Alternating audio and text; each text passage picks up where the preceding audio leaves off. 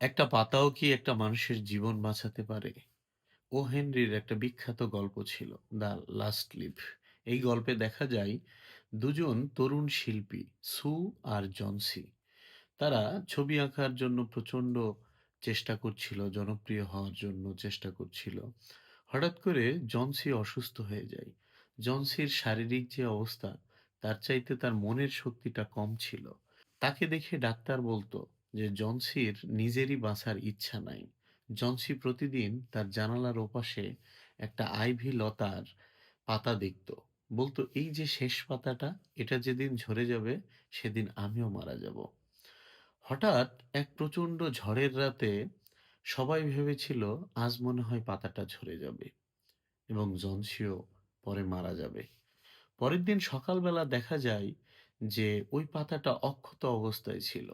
Johnsy এটা দেখে মনে বেশ আশা পায়। রোদ হয়, ঝড় হয়, বৃষ্টি হয়, কিন্তু ওই পাতাটা আর ঝরে না। জনসি বিশ্বাস করে এই পাতাটা যদি এত প্রতিকূল আবহাওয়ার মধ্যেও টিকে থাকতে পারে, তাহলে আমিও তো একটু যদি মনের শক্তি করি, তাহলে আমিও বেঁচে থাকি। জনসি এই যাত্রায় বেঁচে গেল, পুরোপুরি সুস্থ হয়ে গেল। কিছুদিন পরে সত্যটা জানা গেল।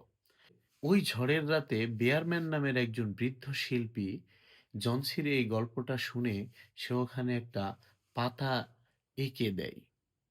এই আঁকা পাতা, যা আসলে পড়ার কোনো সুযোগই ছিল না, এটা দেখেই জনসির মনে আশা জেগেছিল এবং জনসি বেঁচে গিয়েছিল। কিন্তু ওই ঝড়ের রাতে ছবি আঁকার কারণে বেয়ারম্যান নিজেই পরে নিউমোনিয়া আক্রান্ত হয়ে মারা যায়। এই গল্প থেকে শেখা যায়, আশাই মানুষের জীবনের সবচেয়ে বড় শক্তি।